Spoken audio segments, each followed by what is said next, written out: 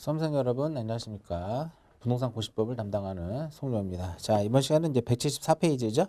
제2절 등기부.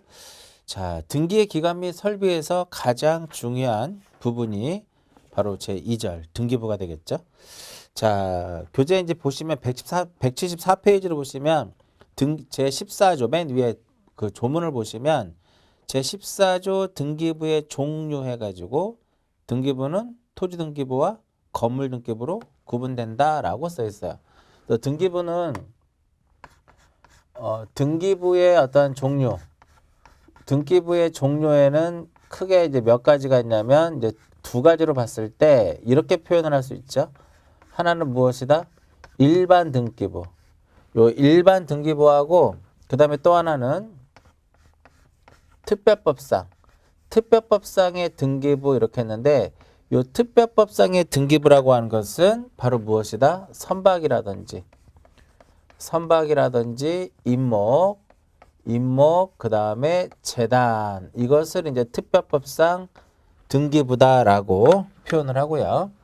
자, 일반 등기부에는 이제 크게 이제 두 가지로 볼 수 있더라 이겁니다. 하나는 무엇이다? 토지 등기부하고 그 다음에 무엇이 있다?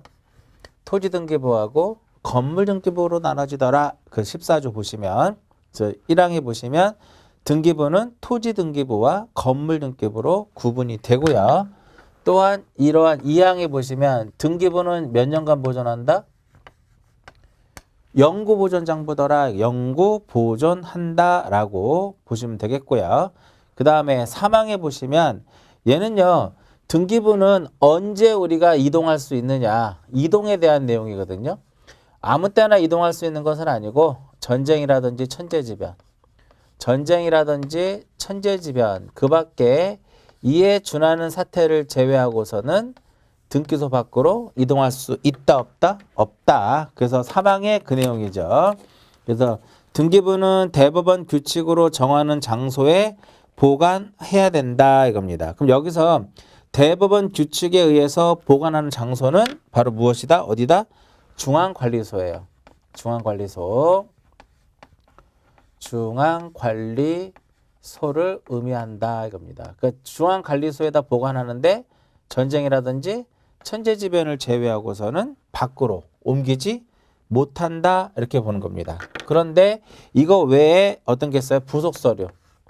등기부의 어떤 부속 서류의 경우에는 예외적으로 무엇할 수 있다? 예외적으로 반출할 수 있다 이렇게 보는 겁니다. 그래서 사항에 뭐라고 써 있냐면은 등기부의 부속 서류는 전쟁, 천재지변이나 그 밖에 이에 준하는 사태를 피하기 위한 경우 외에는 등기소 밖으로 못하더라 이겁니다. 근데 부속 서류도 마찬가지예요. 근데 예외적으로 그 다음 주부터 보시면 돼요. 신청서. 요 신청서나 그 부속 서류, 신청서 및 그 부속 서류의 경우에는 등기소 밖으로 나갈 수가 있는 그 예외 규정이 있더라 이겁니다. 그게 바로 어떤 거냐면은 법원의 명령이라든지 두 가지예요. 법원의 명령.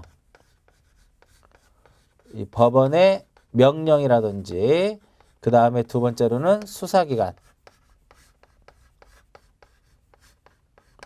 수사기관이 법관이라고 해야 될까? 법관이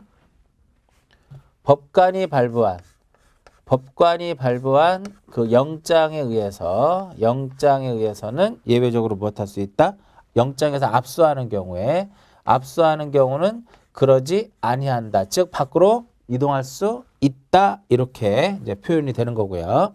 그래서 등기부의 사망에 다시 보시면 등기부는 대법원 규칙으로 정하는 장소에 보관 관리할 것이며 전쟁이라든지 천재지변 그 밖에 이에 준하는 사태를 피하는 경우는 제외하고서는 못 가더라. 부속서류도 마찬가지예요. 근데 예외적으로 신청서 기타 부속서류의 경우에는 이와 같은 경우에 가능하다 이겁니다. 결과적으로 등기부라든지 그 등기부 부속서류의 경우는요. 법원의 명령이라든지 법관이 발부한 영장에 의해서 압수하는 경우라도 안 된다 이렇게 되는 거죠. 그렇게 기억하시고요. 그 다음에 15조를 보시면 무엇이 나오면 편성, 물적 편성주의라고 나왔죠. 이러한 등기부를 편성하는 방법. 이러한 등기부를 편성은 어떻게 하느냐? 우리는 부동산을 중심으로 하기 때문에 이것을 우리는 무엇이라고 하냐면 물적 편성주의다라고 얘기합니다. 부동산을 중심으로 하는 것은 물적 편성주의. 권리자를 중심으로 하면 인적 편성주의. 신청 순서에 따라서 편성하는 것은 연대적 편성주의다라고 얘기를 합니다. 그럼 이렇게 물적 편성주의의 원칙은 1항을 보시면 돼요. 1항 물적 편성주의의 원칙은 뭐냐 이거죠. 하나의 부동산에 대해서 하나의 무엇을 둔다? 등기 기록을 두자라고 표현하는 겁니다. 그래서 1항에 보시면 등기부를 편성할 때는 한 1부동산 1등기 기록 이렇게 되는데 한 필의 토지 한 개의 건물이라고 써있죠. 그걸 풀었으면 요거죠. 부동산. 여기서 부동산이라고 하는 것은 토지 및 그 정착물이니까 토지와 건물이 되더라 이겁니다. 토지는 무슨 단위로? 필지 단위로, 건물은 한 개 단위로, 한 동 단위로 이렇게 표현할 수 있더라 이겁니다. 이렇게 하나의 무엇을 둔다? 등기 기록을 둔다라고 얘기합니다. 근데 이것에 무엇이 있다? 예외 규정이 있더라 이겁니다. 항상 등기에서 예외 규정이라고 하는 것은 어떤 거 생각하시면 돼요? 등기에서의 예외 규정은 이렇게 이용상 구조상 독립성을 갖춘 구분 건물이죠. 이렇게 구분 건물 경우에는 1부동산 1등기 기록이라고 하지 않고 어떻게 표현을 해요? 한동 건물 전부에 대하여 하나의 무엇을 둔다? 등기 기록을 둔다라고 얘기를 하는 겁니다. 그래서 다만 이렇게 써 있죠. 다만 한 동의 건물을 구분한 건물에 있어서는 한 동 건물에 속하는 전부에 대해서 하나의 무엇을 둔다? 등기 기록을 사용한다. 한 동 건물 전부에 대해서 하나의 등기 기록을 사용한다. 이렇게 표현되는 겁니다. 자, 그 다음에 이제 2항에 보시면 등기 기록에는 부동산의 표시에 관한 사항을 기록하는 표제부와 즉 이렇게 여기서 이 등기 기록이라고 하는 것은 무엇과 무엇으로 나눠진다? 표제부하고 그 다음에 갑구하고 그 다음에 을구로 나눠지더라 이겁니다. 즉 부동산의 표시를 표시하는 부동산의 표시에 관한 사항을 기록하는 표제부와 소유권에 관한 사항을 기록하는 갑구와 소유권 이외의 권리에 관한 사항을 기록하는 을구로 나눠지더라 이렇게 이제 표현이 되는 거고요. 그 다음에 규칙의 10조에 보시면 폐쇄 등기부에 대해서도 1항을 준용한다. 즉 등기부뿐만 아니라 어떤 경우도 폐쇄 등기부도 마찬가지로 폐쇄 등기부도 전쟁이라든지 천재지변을 제외하고서는 밖으로 이동이 금지된다라는 그러한 표현이 되겠죠. 자, 그 다음에 등기부 제12조에 부동산의 고유번호. 자, 여기서 이제 중요한 게 하나 있어요. 등기 기록을 개설할 때는 한 필의 토지 또는 한 개의 건물마다 고유번호를 부여하는데 구분 건물에 대해서는 어떻게? 전유 부분마다. 구분 소유권의 목적이 되는 건물을 무엇이라 그래요? 구분 소유권의 목적이 되는 건물의 부분을 전유 부분이다라고 하죠. 전유 부분. 전유 부분마다 무엇을 부여한다? 고유 번호를 부여한다. 이렇게 표현이 되는 겁니다. 만약에 한 동 전체에만 하나만 딱 부여한다 그러면 X. 그 다음에 등기 기록의 양식. 이제 지금부터 이제 13조, 14조. 13조는 제가 이미 13조는 1장에서 이제 설명을 했던 내용이고요. 13조를 이해하시면은 자연스럽게 무엇도 이해할 수 있다? 14조도 이해가 되는 겁니다. 그래서 13조하고 14조를 묶어서 같이 이제 보시면, 자, 여기서 이제 이렇게 되는 거죠. 토지는 필지 단위로 무엇을 둔다? 표제부와 갑구와 을구를 두는 것이고, 건물의 경우에는 동 단위로, 개 단위로 표제부와 갑구와 을구를 둔다 이겁니다. 자, 항상 이제 이 그림을 등기의 가장 기본은요. 등기 기록이 어떻게 내용이 구성되어 있는지를 아셔야 돼요. 자, 이렇게 건물이 이렇게 토지가 있고 건물이 있다. 자, 우리는 이 토지와 이 건물을 어떻게 해요? 별개로 취급합니다. 그래서 이렇게 토지 등기부가 있는 것이고 건물 등기부가 존재하게 되는 거죠. 자, 이 건물부터 먼저 볼게요. 건물. 지난주에 우리 했었던 건데 건물 등기 기록의 표제부. 자, 건물 등기 기록의 표제부에는 뭐를 기록하도록 되어 있어요? 건물의 표시를 기록하도록 되어 있습니다. 건물 등기 기록의 표제부에는 건물의 표시를 기록하는데 대략적으로 이제 그려보면 이와 같은 형태로 이제 그려지는데 항상 이 앞에는 뭐가 될까요? 첫 번째는 표시 번호가 되는 것이고 두 번째로는 무엇이다? 접수. 자, 지난번에 말씀드렸듯이 여기서는 접수 연월일만 기록한다 그랬죠.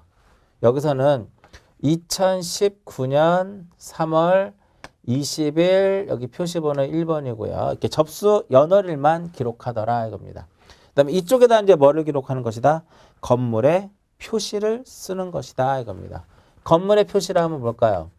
소재, 그 다음에 지번, 그 다음에 건물의 내역이에요. 건물의 내역하고 그 다음에 이제 마지막으로 무엇이다? 그 원인 및 기타 사항. 그 원인 및 기타 사항을 여기다 이렇게 딱 쓰는 것이다 이겁니다. 이렇게. 요게 건물 등기 기록의 무엇이다? 표제부가 이와 같은 형태를 띠고 있다 이렇게 보는 거죠. 자, 건물의 내역은 좀 더 이제 들어가면은 건물의 구조하고 종류하고 그 다음에 무엇이다? 건물의 구조와 종류와 면적을 이제 의미하는 거고요. 자, 이게 건물 등기 기록의 표제부고요. 그러면 토지 등기 기록의 표제부는 건물 등기 기록의 표제부랑 어때요? 똑같아. 그러니까 건물의 표제부에는 건물의 표시를 썼다면 토지의 표제부에는 뭐를 써야 될까요? 여기는 토지에 무엇을 쓴다? 토지의 표시에 관한 사항을 쓴다. 이렇게 토지의 표시에 관한 사항을 이렇게 쓰도록 되어 있더라 이겁니다. 그러니까 이와 같이 이렇게 쓰면 똑같아요. 표시번호, 접수. 그다음에 이제 뭐를 쓴다? 토지의 표시를 쓰는 겁니다. 소재 지번, 지목, 면적 이렇게 되는 거죠. 자, 여기를 뭐를 쓴다? 표시번호. 그 다음에 무엇을 쓰고? 접수를 쓰고. 그 다음에 똑같아요. 소재를 쓰고, 지번을 쓰고, 지목, 그 다음에 무엇이다? 면적, 그 다음에 등기 원인 및 무엇을 쓴다? 기타 사항을 쓴다. 이렇게 되는 거죠. 이렇게. 자, 그래서 13조 1항에 보시면은요. 토지 등기 기록의 표제부에는 표시번호, 접수, 소재 지번, 지목, 면적, 원인 및 기타 사항. 건물 등기 기록의 표제부에는 표시번호, 접수, 소재 지번, 건물 내역, 원인, 기타적인 내용을 기록한다. 이렇게 표현되는 거죠. 그 다음에 이제 2항에 뭐라고 써 있어요? 갑구와 울구. 자, 지난번에도 말씀드렸듯이 갑구와 울구는 똑같은 형태를 띠고 있다라고 말씀을 드렸어요. 갑구에는 무엇을 기록을 하고 소유권에 관한 사항을 기록을 하고 울구에는 무엇을 기록을 한다? 소유권 이외의 권리에 관한 사항을 기록하는데 타이틀만 쓰자고요. 지난번에 썼으니까 이것도 마찬가지로 표시번호가 아니라 여기서는 뭐가 되는 거야? 표시번호가 아니라 여기는 무엇이다? 순위번호예요. 순위번호고 그 다음에 무엇이 들어가냐면 소유권 보존, 소유권 이전 이런 식으로 등기 목적이 들어가고 접수가 들어가고요. 그 다음에 등기 원인 및 그 연월일이 들어가고 마지막 부분에 여기 뭐가 들어가요? 권리자 및 기타 사항. 권리자 및 기타 사항이 들어간다. 똑같은 거죠. 이렇게 되더라 이겁니다. 뭐 나중에 공부하다 보면 나오겠지만 만약 순위번호가 1번이고 등기 목적이 소유권 보존 등기다. 그럼 원인 및 연월일을 기록하지 않는 거죠. 이런 것들. 기억을 하시면 됩니다. 자, 그 다음에 14조 구분 건물의 등기 기록 양식에서 보시면 이렇게 둔다 그랬죠. 한동 건물 전부에 대해서 무엇을 둔다? 하나의 등기 기록을 둔다라고 이제 표현이 되어 있는데, 그럼 이거는 언제 어떻게 표현할 수 있느냐? 이 부분은 한동 건물에 무엇하고 한동 건물의 표제부하고요. 한동 건물의 표제부, 즉 이렇게 한동 건물 전체 어떠한 표시를 나타내주는 무엇하고 표제부하고 구분 소유권의 목적이 되는 건물의 부분을 무엇이라 그래요? 우리는 전유 부분이다라고 얘기를 합니다. 전유 부분마다 무엇과 무엇을 둔다? 표제부와 그 다음에 두 번째로 갑구와 세 번째로 무엇을 둔다? 울구를 둔다 이겁니다. 반드시 여기 뭐가 들어가야 돼? 각각의. 즉 이렇게 표현되는 거죠. 이렇게 되면은 한동 건물에 무엇하고 한동 건물의 표제부하고요. 요 101호의 전유 부분에 표제부 갑구 울구, 102호의 표제부 갑구 울구, 마지막에 여기에 표제부 갑구 울구 다 묶어서 얘를 무엇이라고 표현을 해요? 1 등기 기록이다 라고 표현을 하는 겁니다. 이해하셨죠? 이 부분. 그 다음에 뭐 바로 설명해 드렸지만 여기서 몇 개로 나눠져요? 한동 건물 표제부에도 두 개로 나눠지고 전유 부분의 표제부도 몇 개로 나눠진다?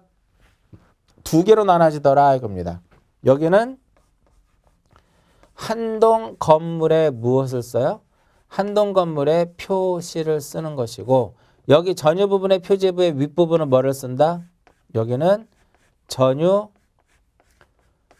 부분에 무엇을 쓴다? 전유 부분에 표시를 쓴다 이겁니다. 근데 집합 건물 같은 경우는 뭐가 존재를 해요? 대지권이라고 하는 것이 존재하죠. 그래서 대지권이 존재할 때는 여기다 뭐를 써주는 거야? 대지권의 목적인 토지의 표시. 대지권의 목적인 토지의 표시를 쓰고, 아랫부분에는 이쪽에다 뭐를 써요? 이쪽에다가는 대지권의 표시를 쓴다 이겁니다. 간혹가다 시험 문제를 이제 보시면은요, 요거하고 위치를 바꿔놔요. 이 부분하고 이 부분의 위치를 바꿔서 표현하더라 그러면 X 이렇게 되는 거죠. 자, 그러면 이제 14조에 보시면 1항에 뭐라고 쓰여 있어요? 구분 건물의 등기 기록에는 한동 건물에 대한 표제부와 한동 건물에 대한 표제부와 각각의 전유 부분마다 표제부와 갑구와 울구를 둔다 이렇게 표현되는 거고요. 자, 2항을 봅니다. 등기 기록 중 한동 건물의 표제부에는 그 다음에 두 번째 줄에 전유 부분의 표제부에는 이렇게 써 있죠. 자, 얘가 여기에 이제 이렇게 뭐가 들어섰어요? 집합 건물이 이렇게 있다고 보죠. 구분 건물이 이렇게 있다라고 가정을 하게 되면 이때 항상 말씀드리지만 요 두 개를 어떻게 해야 돼요? 요 두 개가 무엇이 된다? 이렇게 합쳐집니다. 합쳐져요. 그러면 이것이 바로 무엇을 의미하는 것이다? 한동 건물의 표제부가 된다. 여기 합쳐지면 한동 건물에 무엇이 된다? 표제부가 된다. 그 여기에 이것이 한동 건물에 뭐가 돼요? 한동 건물의 표시를 기록합니다. 그럼 여기에 이제 기타적으로 소재 지번뿐만 아니라 명칭하고 뭐가 들어가요?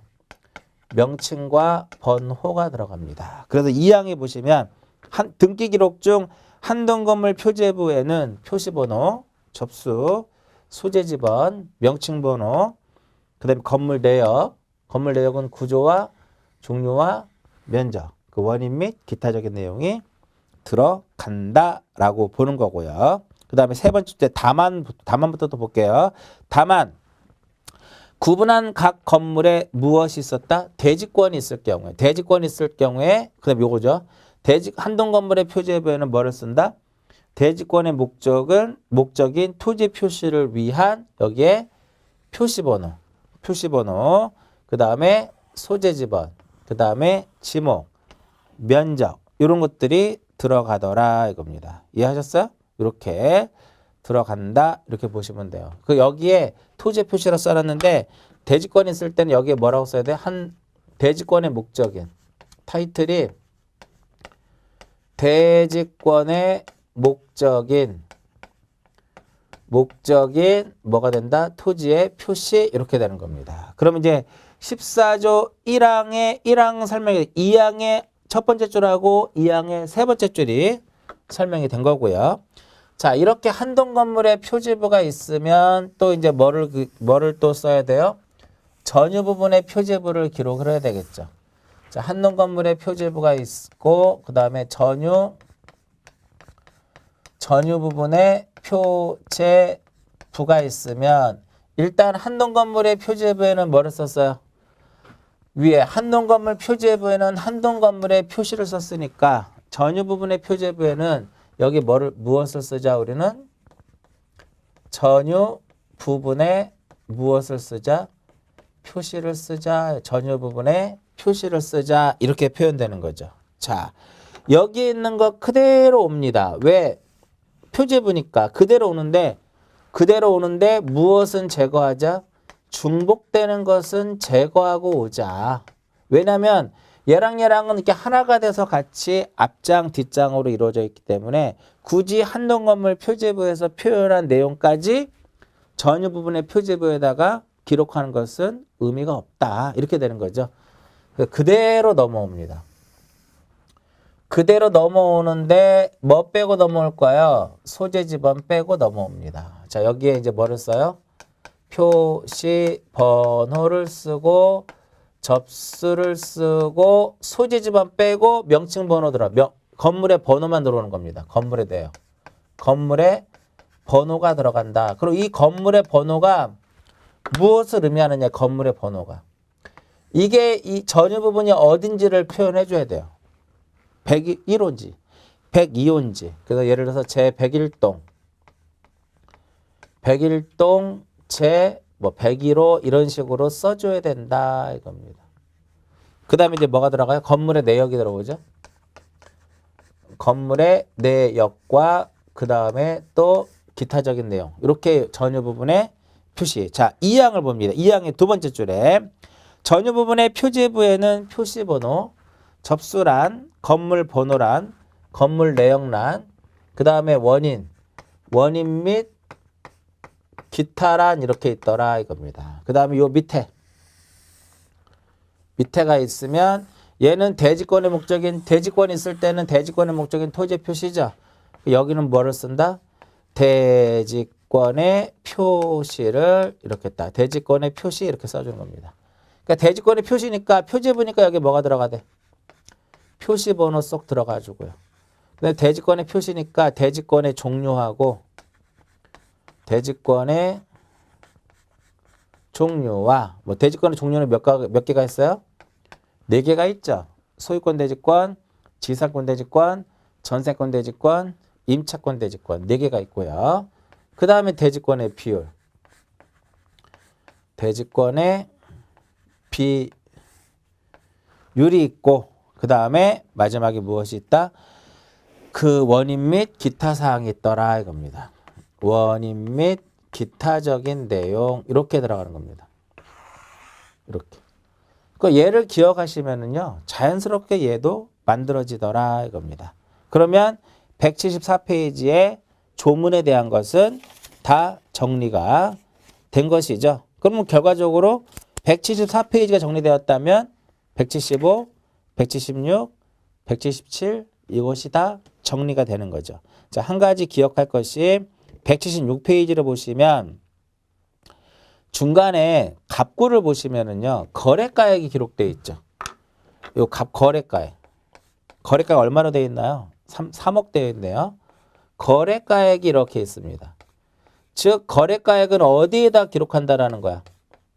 등기 기록이 어디에? 갑구에. 갑구 중에 어디에다가 권리자 및 기타 사항란에다가 무엇을 기록하도록 되어 있다? 거래가액을 우리는 기록하도록 되어 있다. 이렇게 보는 거죠. 자, 이렇게 해서 이제 176페이지까지 정리가 된 거고요. 그 다음에 177페이지를 보시면 조문을 한번 볼게요. 조문 가지고 정리하자고요. 이번엔 16조로 보시면은 등기부 부본이라는 게 있습니다. 그 등기부 부본이 있는데 만약에 이 등기부 자체가 손상되거나 손상이 되거나 손상됐다라고 나오죠. 등기부의 전부 또는 일부가 손상되거나 그 손상될 우려가 있을 때, 그 손상됐을 때 하는 게 바로 뭘까요? 등기부가 손상이 됐을 때 하는 것을 등기부를 무엇한다? 복구다라고 합니다. 복구. 복구를 하기 위해서는 자료가 필요하죠. 복구를 하기 위해서는 지적하고 똑같이 자료가 필요한데 그것이 바로 무엇이다?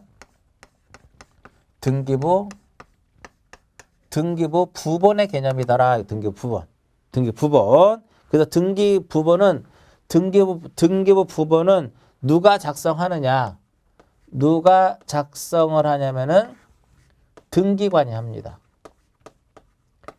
등기관이 작성하는데 언제 작성하느냐? 등기를 마쳤을 때. 그래서 이제 제 16조 등기부 부본 자료의 작성이라고 나오죠.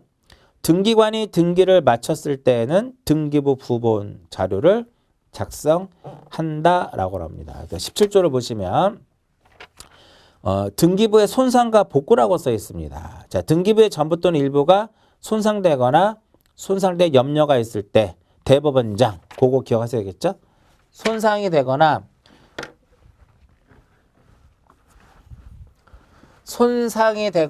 손상될 우려가 있을 때 처분할 수 있습니다. 누가 처분할 수 있어요? 대법원장이 처분할 수 있는데 손상이 됐을 때는 무엇을 하면 되고 복구하면 되는 것이고 손상될 우려가 있다라고 하게 되면 방지 처분을 내리는 겁니다. 방지 처분. 178페이지 맨 위에 보시면 등기부 복구하고 손상 방지라고 하죠. 우려가 있을 때는 자, 이렇게 우려가 있을 때는 손상 방지를 합니다. 누가 처분을 내려요? 대법원장이 처분권자다. 이렇게 보시면 되겠고요. 다만 이것을 지방법원장에 위임을 합니다. 법원행정처장 또는 지방법원장에게 위임하더라. 그래서 2항에 보시면 대법원장은 대법원 규칙으로 정하는 바에 따라서 제1항에 처분 명령에 관한 권한을 법원행정처장 또는 지방법원장에게 무엇할 수 있다? 위임할 수 있다. 이렇게 기억을 하시고요. 자, 마찬가지로 여기 부속서류 있죠. 이 등기부 부속서류가 또 역시 마찬가지로 무엇이 되다? 이제 18조를 보시면 돼요. 자, 부속서류가 손상되거나 부속서류가 손상이 되거나 멸실의 우려가 있을 경우에는 역시 필요한 처분을 내립니다. 누가 내린다? 역시 필요한 처분은 대법원장이 내리더라. 이거 담겨하셔야 돼요. 대법원장이 내린다라고 보시면 되겠고요. 자, 그 다음에 이렇게만 딱 기억을 하시고요. 그 다음에 이제 19조에 보시면 등기사항의 열람과 증명. 좀 이따 뒤에 나오는데 한번 읽어보고 갈게요. 자, 등기사항의 열람과 증명의 등기부는요. 등기부는 등기 기록에 기록되어 있는 사항은 누구든지 스스로 납부하면 무엇할 수 있다? 열람할 수도 있고 증명서를 발급받을 수 있습니다. 누구든지라는 게 핵심이죠. 자, 1항에 보시면 누구든지 수수료를 내고 대법원 규칙으로 정하는 바에 따라 등기 기록에 기록되어 있는 사항의 전부 또는 일부의 열람과 이를 증명하는 증명서 발급을 청구할 수 있다 이겁니다. 다만 부속서류의 경우에는 이해관계 부분만 가능하다. 무엇만 가능해요? 이해관계에 있는 부분만. 그것도 어디에 한해서만? 열람에 한해서만 가능하다. 이렇게 보는 겁니다. 그 다음 2항은 뭐냐면요. 그럼 이러한 열람이라든지 등기사항 증명서 발급의 청구는 어디 가서 할 수 있어요? 등기소에 할 수도 있고 관할 등기소에서 할 수도 있고 관할 등기소가 아닌 다른 등기소에서도 가능하다. 이렇게 보는 거고요. 그 다음에 등기 기록의 폐쇄. 자, 폐쇄라고 하는 개념은 뭐냐면요. 더 이상 등기 기록으로서의 존재할 이유가 없을 경우에 등기부를 무엇하는 것이다? 폐쇄하는 겁니다. 역시 얘도 폐쇄 등기 기록은 등기 기록, 등기부랑 같이 취급되기 때문에 이 항에 보면 뭐라고 쓰였어요? 영구 보존한다. 이렇게 보는 거고요. 11조 아까 설명했던 내용들이니까 다시 한번 이제 보시면 되겠고요. 자, 이제 178페이지 맨 밑에 보시면 등기부의 보존 이렇게 나옵니다.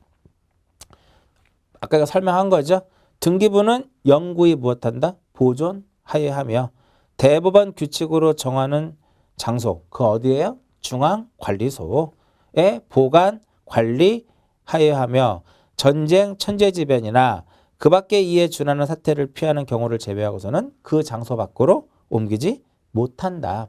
넓은 의미의 등기부로 취급되는 폐쇄 등기부, 등기부 부본 이런 것들도 마찬가지다라고 표현이 되는 거고요. 그 다음에 이제 오른쪽에 이제 표에 보시면 미니강이라고 써 있죠. 예외 규정이 있다 그랬어요. 신청서 기타 부속설의 경우에는 법원의 명령 또는 촉탁에 의하여 법원에 송부하거나 영장에 의하여 수사기관이 압수할 수 있는 경우에는 예외적으로 무엇한다? 갈 수 있더라. 이렇게 표현이 되는 거고요. 그 다음에 이제 폐쇄된 등기부의 보존, 몇 년간 보존한다? 영구 보존 장부다라고 보는데, 자, 여기서 이제 하나 보시면은 장부의 어떠한 보존 연한을 한번 볼게요. 장부의 보존 연한에 대한 거. 보존 연한에 대한 거.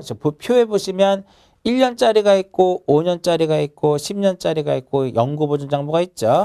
영구 보존 장부만 일단 먼저 보시면 돼요. 즉 영구 보존 장부는 등기부, 폐쇄 등기부, 신탁 원부, 도면, 매매 목록, 공동 담보 목록 다 전부 다 등기부와 어떤 같은 역할을 한다 이렇게 되는 거죠. 그래서 이들은 전부 다 몇 년간 보존한다? 영구 보존하더라 이겁니다. 자, 기억하시고요. 자, 이렇게 한번 볼까요? 보존 연한은 어차피 암기하셔야 되거든. 이게 1년짜리가 있고 5년짜리가 있고 10년짜리가 있고 또 몇 년짜리가 있어요? 영구 보존 장부가 있다. 영구가 가장 중요하겠죠? 등기부, 폐쇄 등기부, 신탁 원부, 도면, 공동 담보 목록 이런 것들이 몇 년이다? 영구 보존 장부다 이겁니다. 1년짜리 굳이 외울 필요 없고요. 5년짜리하고 10년짜리만 구별할 수 있으면 되겠죠. 오신 이렇게 외우시면 돼요. 오신, 신. 이 신이라고 하는 것은 여기서 뭐다? 앞에 신청서라는 말이 쏙 이렇게 들어가요. 신청서가 들어가면 대부분 몇 년 보존이다? 신청서 들어가면 대부분 영구 보존 장부다 이렇게 표현하면 돼요. 자, 이렇게 기억하시면 편합니다. 등기는 이제 신청을 하게 되면 등기관이 무엇을 받아요? 등기관이 접수를 받습니다. 접수를 받으면 그 다음에 무엇을 한다? 심사를 합니다. 심사를 하게 되면 둘 중에 하나를 결정해야 되겠죠. 그것을 각하를 할 것이냐 아니면은 그것을 기록을 할 것이냐. 근데 각하가 또는 기록이 무엇했을 때 각하와 기록이 부당했을 때 할 수 있는 것이 바로 무엇이다? 이의신청이다 이겁니다. 이의신청. 이렇게 우리 등기 절차잖아요. 그죠?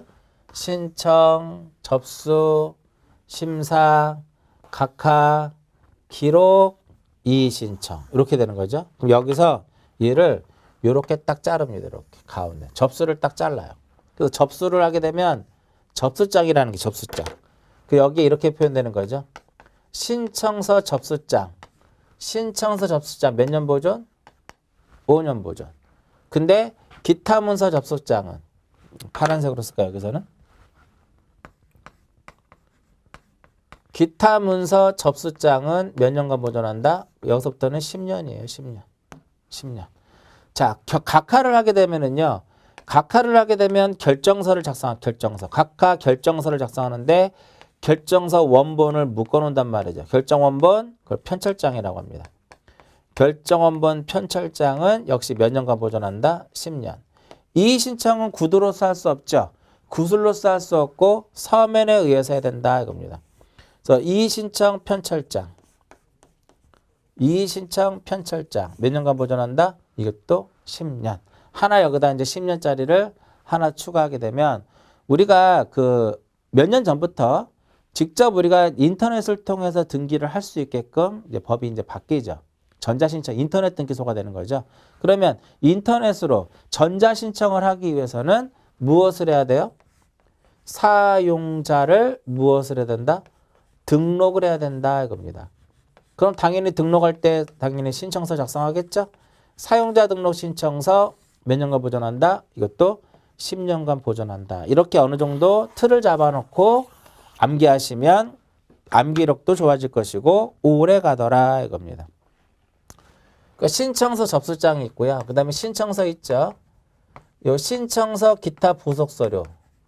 신청서 기타 부속 서류가 있고 이거 묶어놓는 거. 또한 신청서 기타 부속 서류는 저기 앞에서 얘기했듯이 법관이 발부한 영장에 의해서 수색할 수 있고요. 법원의 촉탁이라든지 명령에 의해서 이동할 수 있다고 그랬죠. 그럴 때 작성하는 것이 바로 무엇이다? 송부부더라 이겁니다. 그러니까 이런 건 전부 다 몇 년간 보존한다? 신청서 들어가는 것은 5년간 보존한다. 이렇게 보시면 크게 아마 어렵지 않을 겁니다. 자, 그 다음에 이제 표의 중간에 179페이지 표의 마지막 부분에 보존기간이 만료되면 삭제하도록 되어 있어요. 몇 월 말까지? 만기되는 만료의 해의 다음 해 몇 월 말까지? 3월 말까지 무엇한다? 삭제하더라. 이렇게 보시면 되겠고요. 자, 그 다음에 이제 179페이지 맨 밑에 보시면 신탁 원부 등의 보존이라고 써 있죠. 한 번씩 읽어보시고요. 다 설명해드렸고요. 넘깁니다. 그 다음에 이제 180페이지로 보시면 등기부에 손상과 복구가 있습니다. 여기서 이제 조금 조심할 것은 뭐냐면 이쪽에서 이제 이쪽에 있는 내용, 이쪽에 있는 내용하고 이쪽에 있는 내용을 이제 설명을 해드립니다. 자, 등기부의 전부 또는 일부가 손상되거나 손상될 염려가 있을 때는 복구를 합니다. 그러니까 있을 때는 전산운영책임관은 지체 없이 상황을 조사한 후 법원 행정처장에 무엇한다? 보고를 해야 된다 이겁니다. 그럼 왜 법원 행정처장에 보고를 하느냐? 이렇게 손상에 대해서 복구 처분을 내린 사람은 대법원장인데 이것을 누구한테 위임을 한 거예요? 법원 행정처장에게 위임을 한 거거든요. 그래서 보고를 하는 것이고, 자, 복구 및 보고라고 써 있습니다. 복구 누가 해요? 전산운영 책임관입니다. 이 복구는 누가 하는 것이다? 복구는 전산운영 책임관이. 전산운영 책임관이 복구를 하는데 무엇을 가지고? 등기부 부본을 가지고 복구를 합니다. 아시겠죠? 그래서 전산운영 책임관은 등기부 부본 자료에 의하여 그 등기부를 무엇한다? 복구해야 된다. 복구했죠? 그럼 다시 누구한테 보고를 한다? 법원 행정처장에게 보고를 해야 된다 이겁니다. 멸실방지 처분. 등기부의 부속 서류의 경우 손상 멸실에 염려가 있을 때 역시 필요한 처분은 누가 내린다? 대법원장이 내리는데 거기서 이제 등기부 부속 서류의 경우에는 법원 행정처장에게 그 권한을 위임하고 신청서나 그 밖의 부속 서류의 경우는 누구에게 위임을 한다? 지방 법원장에게 위임한다. 그 정도 기억하시고요. 그 다음에 공개가 나옵니다. 공개. 이거 잘 그림 그려보셔야 돼요, 여러분들. 그림 그리셔야만 나중에 쉽게 공부가 가능한 거고요. 보존연한 5년은 신청서 앞에 뭐가 들어가 이렇게? 앞에 신청서가 들어가는 것. 신청서가 뒤에 들어가면 10년이에요. 조심하시고요. 요쪽에 있는 건 몇 년이다? 10년간 보존하더라 이겁니다. 자, 그 다음에 장부의 공개. 장부의 공개가 어떻게 보면 등기부 쪽에서도 이제 중요한 부분인데 예전에 우리가 방문 신청에 의해서 이제 주로 법이 만들어진 경우에는 등기의 기관 및 설비 쪽에서 가장 많이 시험에 언급했던 것 중에 하나가 바로 뭐냐면 증명서 발급이에요. 증명서. 옛날에는 등초본이라고 했죠. 근데 지금은 그리고 나서 이제 법이 전자신청 위주로 이제 바뀌면서 조금 출제 어떠한 그 빈도수는 떨어지지만 과거에는 많은 부분이 여기서 많은 부분이라고 한 3-4번 정도 나왔다고 봐야 되겠죠. 출제가 됐었다라고 이제 보시면 됩니다. 자, 180페이지 볼게요. 법 내용을 가지고 우리 정리를 해보자고요. 등기소를 방문하여 등기사항의 전부 또는 일부에 대한 증명서를 발급받거나 등기기록 또는 신청서나 그 밖에 부속서류를 열람하고자 할 때는 당연히 무엇을 제출한다? 신청서를 제출을 해야 된다 이겁니다. 자, 동그라미 2항. 대리인이 신청서나 부속서류의 열람을 신청할 때는 신청서에 그 권한을 증명하는 서면을 첨부를 해야 된다. 이유가 뭘까요? 거기에 만약에 신청서나 그 밖에 부속서류라고 써 있죠. 그죠? 근데 만약에 이것이 등기부다 그러면 틀린 겁니다. 왜 그럴까요? 등기부는 누구든지 스스로 납부하면 증명서라든지 열람할 수 있기 때문에. 근데 부속서류의 경우에는 누구든지가 안 돼요. 그렇기 때문에 대리인이 신청서나 그 밖에 부속서류를 열람하고자 할 때는 무엇이 필요하다? 그 권한이 필요하다 이렇게 표현이 되는 겁니다. 3항을 봅니다. 신청서나 그 밖에 전자문서로 됐기 때문에 전자문서로 작성된 신청서나 그 밖에 부속서류 열람은 관할 등기소가 아닌 다른 등기소에서도 가능하죠. 당연한 거죠. 심지어는 오른쪽 페이지 보면 무인 발급기 있죠. 자, 우리가 그 걸어가다 보면은 이제 뭐 지하철 역사라든지 공공장소에 가보면 이렇게 무인 발급기라는 게 존재합니다. 그래서 무인 발급기에 이제 이를 이용을 해서 우리가 무엇을 증명서를 발급받을 수 있죠. 뭐 토지대장도 받을 수 있고 뭐 여러 가지도 마찬가지로 무인 발급기에 의해서 등기사항 증명이 가능하다. 등기소에 가면은요. 등기를 이제 처리하는 공간이 있고 그 외부에 이제 뭐가 있어요? 무인 발급기를 설치해 놓는단 말이에요. 왜? 간편하거든요. 가서 우리가 뭐 만약에 법인의 인감이다. 그럼 법인의 어떠한 그 등록번호만 딱 치면 우리가 그 카드 대면 법인 카드 대면 법인의 그 증명 카드 있어요. 그거 갖다 대면 자연스럽게 우리가 증명서를 발급받을 수 있겠죠. 그래서 법원 행정처장 1항 중요하죠. 법원 행정처장은 신청인이 발급에 필요한 정보를 스스로 내가 입력을 하는 거죠. 입력을 하게 되면 증명서를 무엇할 수 있다? 발급받을 수 있다. 이거를 설치를 하는 거죠. 어디에다 설치한다? 등기소 이외의 장소에도 설치할 수 있다 이겁니다. 또 장소는 누가 정한다? 법원 행정처장이 정한다라고 보는 거죠. 사항에 보시면 법원 행정처장의 지정을 받는 국가기관이나 지방자치단체 그 밖의 자는 그가 관리하는 장소에 무인 발급기를 설치하여 등기사항 증명서를 발급할 수 있다 이겁니다. 28조 보시면 인터넷에 의해서도 우리는 발급을 받을 수가 있고요. 29조 종류 한번 나올 때 됐어요. 5가지 정도 됩니다. 전부 2개, 일부 3개. 전부는 말소사항 포함하고 현재 유효사항. 일부에는 이제 3개가 있죠. 특정인 지분, 현재 소유 현황, 지분 취득 이력 이렇게 되는 겁니다. 그 다음에 30조 증명서 발급을 보게 되면은 1항은 뭐야? 종류를 명시해라. 왜? 5개 정도가 있으니까.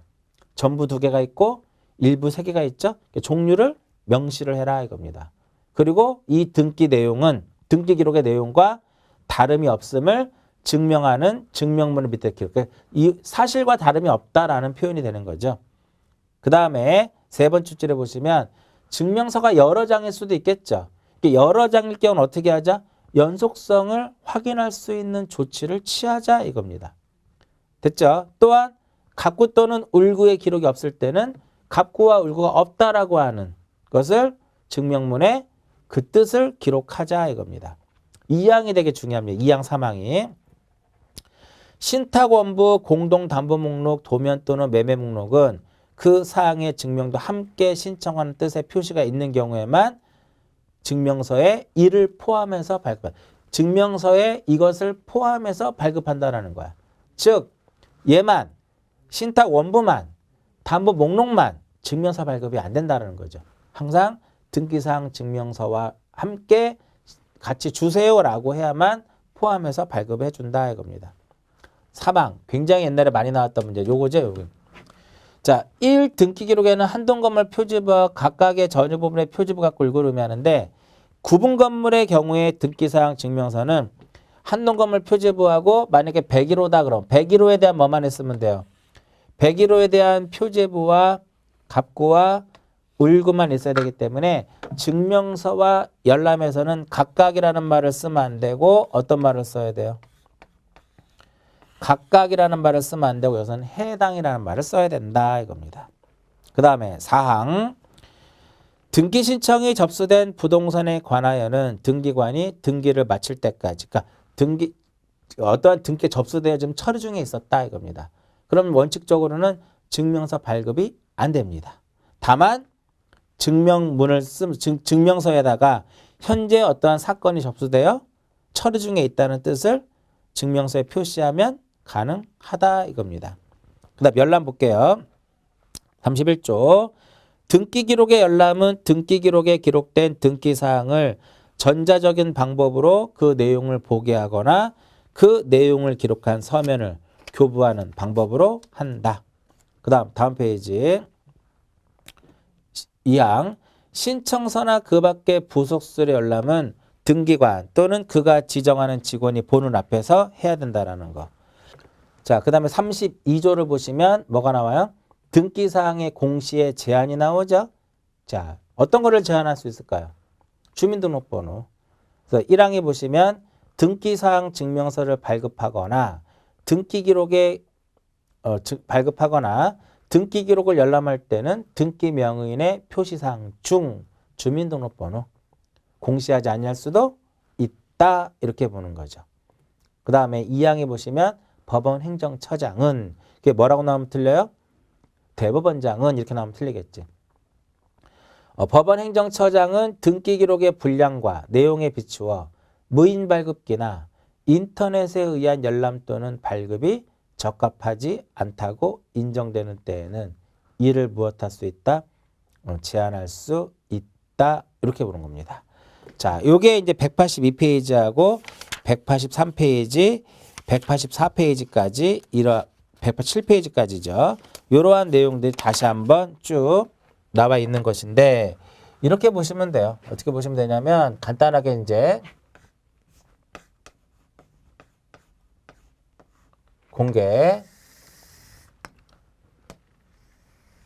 공개는 이제 두 가지가 있습니다. 하나는 뭐가 있을까요?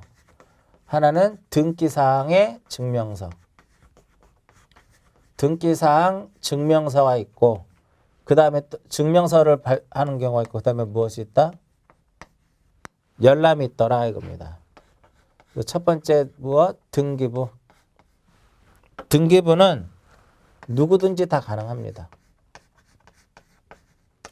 누구든지 무엇을 납부하면 누구든지 수수료를 납부하게 되면 다 증명서도 가능하고 열람도 가능하다 이겁니다. 그런데 무엇은? 부속서류는 부속서류의 경우에는 증명서 발급은 안 돼요. 증명서 발급은 안 되는데 열람만 가능하다 이겁니다. 이것도 이해관계 부분에 한해서만.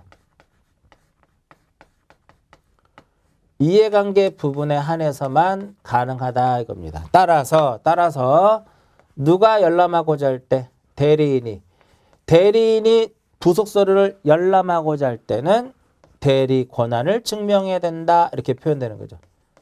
증명해야 된다 이겁니다. 이해하셨죠? 그러면 등기부를 열람할 때는 대리 권한을 대리인이 등기부를 열람할 때는 증명할 필요가 있다 없다? 없다. 왜? 누구든지 다 가능하기 때문에 이렇게 누구든지 다 가능하기 때문에 그렇다 이겁니다. 자, 등기사항 증명서의 종류는 몇 가지가 있다고 그랬어요? 종류 5가지가 있다고 그랬죠. 전부에 대한 거 몇 개하고 2종류하고 일부에 대한 거 3개. 현재 유효사항, 말소사항 포함. 일부는 지분 취득 이력이라든지 그 다음에 특정인 지분이라든지 이런 것들. 그 다음에 현재 소유 현황. 이렇게 3가지가 있고요. 기억을 하시고. 자, 증명서 발급할 때 어떤 특징. 첫 번째, 다시 한번 보는 거예요. 종류를 무엇 해라? 명시해라. 그리고 사실과 다름이 없다. 사실과 다름이 없다. 즉 등기 내용하고 똑같다라. 등기 기록에 있는 내용하고 똑같다라는 것을 증명해 줘야 되는 거고요. 그 다음에 여러 장일 경우는 어떻게 하자? 여러 장일 경우에는 여러 장이 있을 경우에는 그 뭐라고 할까요? 연속성을 확인할 수 있는 조치를 취해야 된다. 그 다음에 갑구하고 을구가 없을 경우에는 없다라고 하는 뜻을 기록을 해줘야 된다 이겁니다. 그 다음 신탁 원부. 신탁 등기할 때 필요한 거고요. 그 다음에 도면하고 그 다음에 뭐 매매 목록 등등 이러한 것들은 증명서에 무엇해서 포함해서 무엇할 수 있어요? 발급할 수 있다. 발급을 한다 이겁니다. 그 대신에 이제 조건이 뭐야? 증명서 발급을 신청할 때 이것도 함께 해야 된다? 함께 신청을 해야 돼요. 요것만 발급은 절대 안 된다라는 거고요. 그 다음에 집합건물. 이렇게 이용상 구조상 독립성을 갖춘 경우에 501호에 대한 것에 대해서 증명서라든지 열람을 하고 있다. 501호에 대해서 증명서를 발급하고자 할 때는 일단 뭐가 필요해야 돼요? 한동건물의 무엇? 한동건물의 표제부하고 500 몇 호에 대한 501호가 바로 무엇을 의미한다? 전유 부분이죠. 이 전유 부분에 대한 뭐만? 표제부하고 그 다음에 갑구하고 그 다음에 무엇? 을구. 이렇게 해서 뭐라고 이렇게 묶어가지고 이것을 1등기 기록이다라고 얘기를 하는 겁니다. 이해하셨죠? 그래서 이게 바로 뭐가 되는 거야? 해당하는 이렇게 되는 거죠. 각각 그러면 틀리더라라고 얘기를 했었고요. 마지막으로 나오는 부분이 어떤 거냐면은 어떠한 등기 신청을 만약에 어떤 접수를 받아서 이것이 무엇이다? 처리 중에 있다라면 원칙적으로는 발급은 해주지 않더라. 다만 현재 어떠한 등기 사건이 접수되어 처리 중에 있다라고 한 뜻을 기록하면 예외적으로 가능하다 이렇게 보는 거고요. 열람은 부속서류 이것만 잘 기억하시면 돼요. 그래서 열람의 방법에 보시면 183페이지 다 설명해 드렸으니까 보시면 되겠고요. 그 다음에 다음 페이지로 보시면 이제 뭐가 나오냐면은 무인 발급기라든지 인터넷에 의한 것이 나옵니다. 다시 한번 똑같은 내용이니까 한번 보시고요. 그 다음에 187페이지에 보시면 공시 제한이 나오죠. 뭐는 제한할 수 있다? 주민등록번호는 공시하지 아니할 수도 있더라 이렇게 보는 겁니다. 자, 그 다음에 187페이지에 무엇이 나오냐면은 중복등기의 정리가 나옵니다. 자, 중복등기 한번 보시죠. 우리나라는 원래는 우리가 하나의 부동산에 대해서 하나의 무엇을 둔다? 등기 기록을 두도록 돼 있죠. 하나의 부동산에 대해서 하나의 등기 기록을 두는데 만약에 이게 무엇이 되면 하나의 부동산에 대해서 두 개의 어떠한 등기 기록이 존재한다. 그럼 이걸 우리는 무슨 등기라고 그래요? 중복등기다라고 얘기를 합니다. 그래서 이러한 중복등기를 정리하는 경우는 이제 두 개가 있더라 이겁니다. 하나는 부동산 등기법 규칙이죠. 부동산 등기 규칙. 부동산 등기법의 어떤 등기 규칙이 있고요. 그 다음에 예규가 있는데 시험에 나왔던 문제 중에 하나가 바로 뭐냐면 부동산 등기 규칙, 등기법의 규칙이 있죠. 규칙에서 등기법에서 다루는 것은 무엇만을 다룬다? 건물만을 다루더라 이겁니다. 건물만을 다룬다 이겁니다. 토지. 건물이 아니라 토지죠. 잘못된. 토지만 다루더라. 그럼 예규의 건물을 별도로 표시하고 있어요. 그래서 이제 공인중개사 시험에 중복등기가 시험에 나왔었는데 이 중복등기가 시험에 나오면 난이도가 상당히 높은 거거든요. 근데 시험에 어떻게 나왔어? 부동산 등기법은 건물에 대한 것을 적용하고 있다 그러면 X가 되는 거죠. 토지다, 토지. 그래서 187페이지 맨 위에 보시면 등기관은 같은 토지에 대하여 그 토지 뭐가 나오면 건물이 나오면 틀려요. 같은 토지에 관하여 중복하여 맞춰진 등기 기록을 발견했을 경우에는 둘 중 하나는 무엇해야 된다? 폐쇄하여야 한다 이겁니다. 그 다음에 2번 폐쇄된 등기 기록의 소유권의 등기 명의인 또는 이해관계인은 폐쇄된 등기 기록의 소유권의 등기 명의인의 소유임을 증명하여 다시 폐쇄된 등기 기록의 부활을 할 수가 있고요. 그렇기 때문에 3번 실체 권리관계에 영향은 미치지 않는다. 그 정도만 딱 보시면 돼요. 자, 이제 다시 한번 정리하면 자, 등기 지난주에 제가 뭐라 했어요? 판례의 중복 등기 처리하고 등기 규칙에 등기법에 따른 중복 등기의 어떤 정리를 간략하게 설명해 드렸는데 다시 한번 이거 써보고 한번 볼까요?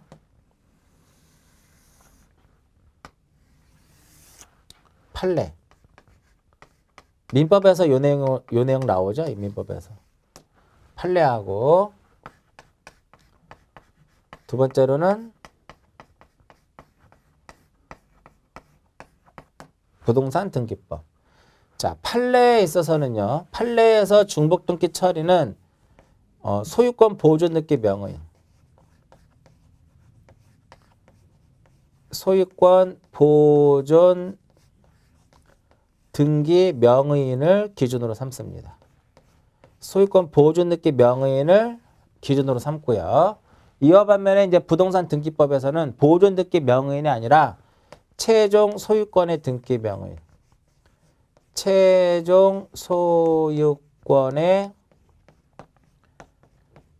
등기 명의인을 기준으로 하고요.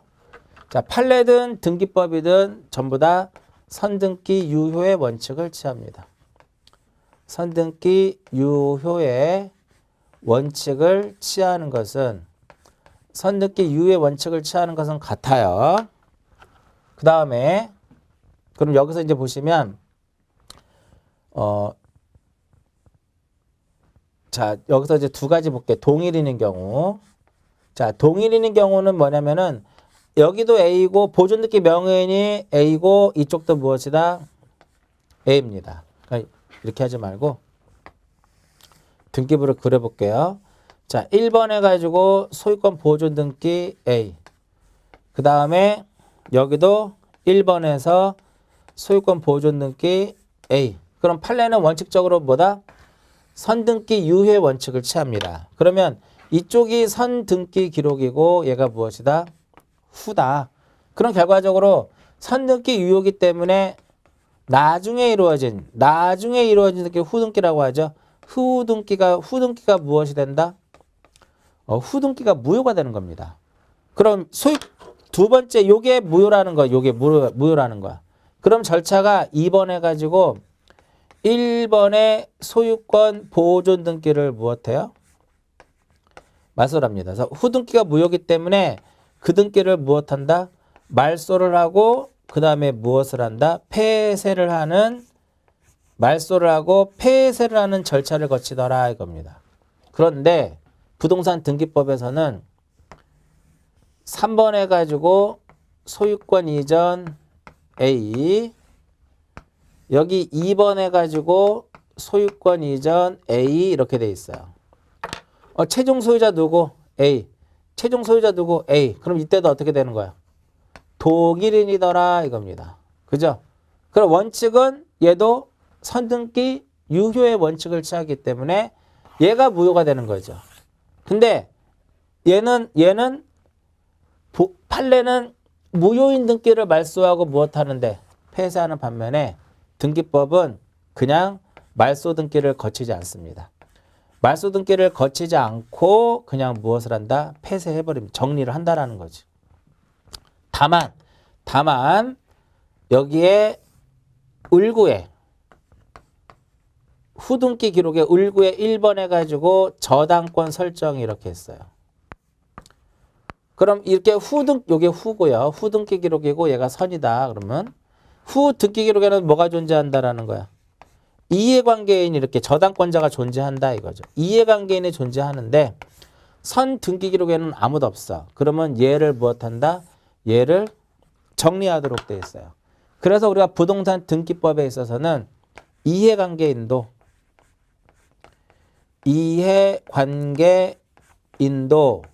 중복 등기를 정리하는 데 있어서 무엇으로 삼는다? 기준으로 삼는다 이렇게 표현되는 겁니다. 그 다음 판례 다시 여기는 A고 여기는 B야. 그럼 이번엔 동일인이 아니죠. 그죠? 판례는 뭐를 취하고 있기 때문에 선등기 유효의 원칙을 취하고 있기 때문에 선등기가 무효가 아닌 한 후등기가 무효가 되는 거죠. 그래서 후등기를 무효가 되니까 말소등기라고 무엇한다? 폐쇄하더라 이겁니다. 여기서는 마찬가지로 여기는 A고 여기는 B예요. 그러면 여러 가지 방법이 존재합니다. 거기까지는 지금 안 하셔도 상관없어요. 근데 여기서는 특징 중에 하나가 바로 뭐냐면은 등기법의 특징은 당사자의 무엇에 의해서도 당사자의 신청에 의해서도 중복등기를 무엇할 수 있다? 정리할 수 있더라 이겁니다. 요게 되게 A하고 여기는 A고 여기가 B야. 그럼 B가 가가지고요. 내 거 정리해 주세요라고 신청을 하게 되면 해줍니다. 이때 당사자 신청에 의해서 정리하는 것은 최우선적으로 적용한다라고 얘기를 해요. 조금 이 부분이 좀 어려워요. 자, 그 다음에 만약에 여기는 A고 여기는 B야. 소유자가 다르죠 지금? 그 정리하는 방법이 있습니다. 그 방법에 의해서 정리를 하다 보니까 얘가 폐쇄를 해버렸어. 이것이 없어졌어요. 근데 진짜 소유자는 얘더라 이겁니다. 그럼 누구를 상대로 해서? B를 상대로 해가지고 이 토지의 소유자가 A라고 하는 것을 증명을 하게 되면 판결을 받으면 다시 무엇할 수 있다? 얘는 부활할 수 있다라는 거예요. 그 정도만 기억을 하시고 나머지는 그냥 한 번씩 읽어보시면 될 것 같고요. 그 다음에 189페이지로 보시면은 등기 정보 자료의 이용 또는 활용 이렇게 했는데 쭉 읽어보시면 어떤 거랑 비슷해요? 지적전산 자료하고 똑같죠? 지적전산 자료 똑같더라 이겁니다. 다만 이제 우리가 지적전산 자료는 이제 신청한다라고 했었죠.